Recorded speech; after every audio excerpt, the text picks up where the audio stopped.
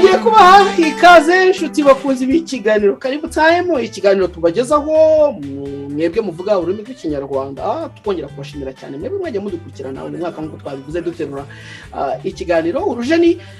tukaba rwose kongera kubashimira umusanzu wanyu mudahwema kutugaragariza intekerezo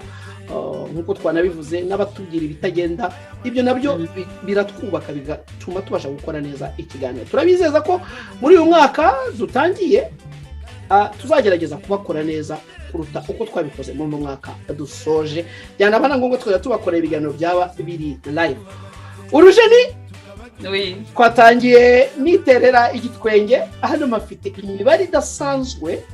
yaranze uyu mwaka wa 2021 karibu time rero twagerageje kubashyira hamwe imwe mu mibare y'ingenzi yaranze uyu mwaka dusoza wa 2021 iyi mibare tukaba tuyikesha ubushakashatsi mu byumve neza n'ubushakashatsi bwimbitse twakoze ndetse n'amakuru yizewe twagiye duhabwa ni imibare ntekereza ko benshi mukurikirana iki kiganiro mushobora kuza gutungurwa harimo imibare muri buze kumva itubutse ahandi se mukumva iratuye hari aho muri buze kumva byabayeho bikabatungura ariko ibi ngibi tubifitiye igihamya urujeni imibare yanyu ko mbona ari imibare idasanzwe ra imibare idasanzwe abakobwa bagera kuri 1,553,188 bakuyemo inda kubera kutizera ko bazabana n'abahungu bazibateye mana we ko imibare ari myinshi myinshi ari myinshi 1,5 million abahungu mu Rwanda cyane bundi ntibatanga icyizere ni kibazo aho kugena ifite igitekerezo abahungu bazibatera abakobwa ntibazajya bazizibukira bakazikwepa ku buryo we aho kuzisama wa mugani no gushaka uburyo 2022 nibyo tubafitiye indi mibare rero abahungu bari abakobwa bakuyemo inda izi nda ni nyinshi urumva ko n'abaturage benshi cyane igihugu cyahombye muri uyu mwaka kandi Jeannette Kagame yanyweye ibinini bigabanya stress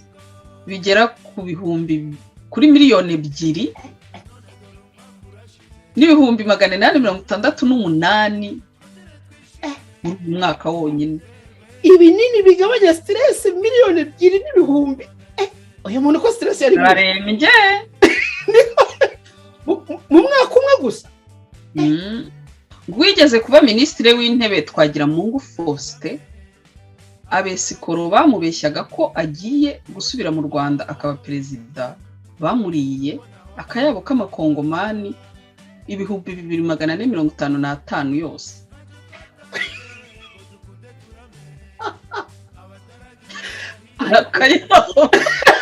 ubutegetsi burako umushakashatsi kuri jenoside yakorewe abatutsi ngira ngo uramuzi ni Tom Ndahiro ngo muri uyu mwaka yanyweye amacupa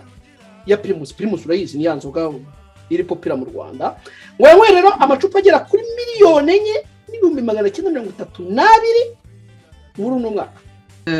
ese ubundi Rubens ministre mushya w'umutekano uramuzi ngira ngo ntabwo ari umugabo mushyashya utaragaragaye cyane muri politike witwa Alfred Gasana nuwo nguwo yego Alfred Gasana rero ngo yagenewe agera kuri 23 z'amafaranga y'u Rwanda wow ayo mafaranga ko ari menshi ngo ni umushahara cyangwa ari iki oya umva neza yego yayagenewe kugira ngo azashobore kwivuza imirari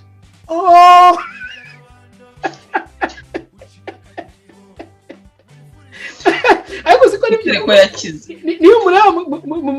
mu ifoto yibona areba gutya ariko hano dufite amakuru yuko umwuzukuru wa perezida Kagame urabizi ko mu minsi yashize Ange Kagame umwana umwuzukuru wa perezida Kagame anagaragaye mu mafoto ngo muri uyu mwaka rero yaba yarariye amandazi 36 yose uretse ibyo rero muri iyi mibare tukaba dufite ko ngo uyu mwuzukuru wa Kagame yariye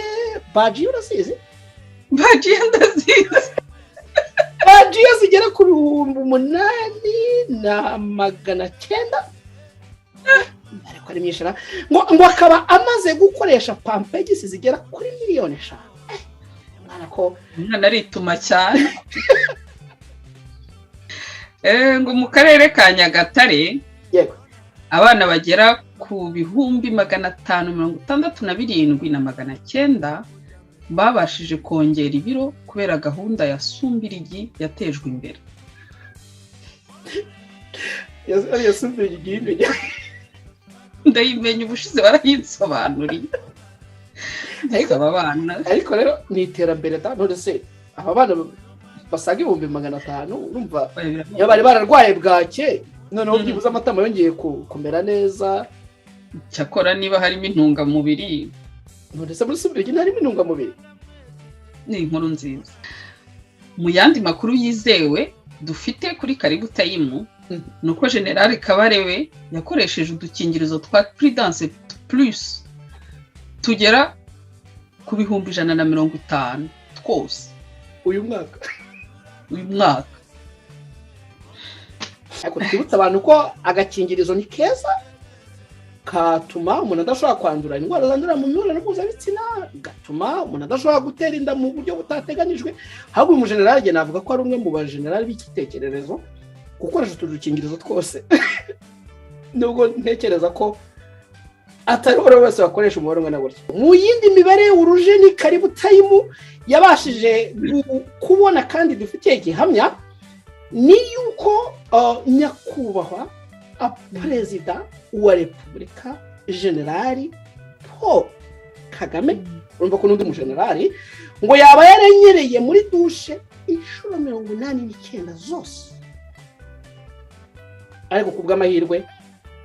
ngo agakomereka ku munwa gusa. Nyakubahwa Rucagu Boniface yego uramuzi? Rucagu wigeze kuba prefe wa prefecture ndamuzi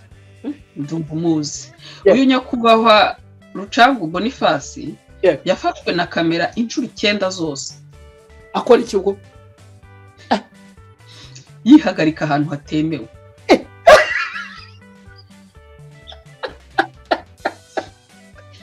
ashobora kunywa cyane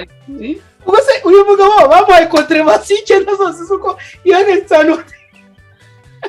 ariko ntawamurenganya yabaga yakunda abari kitanga ariko ashobora kunywa cyane kugira ngo uhagarike ahantu hatemewe kugira ngo urindire ugere mu rugo. ntabwo ngiye mvuga ko uyu mugabo ari ufite n'ikibazo, ushobora no gusanga kamera nazo zifite ikibazo. mu Rwanda muri ino minsi yashize hagaragaye ikibazo cya kamera zimurikira abantu mu buryo budasobanutse.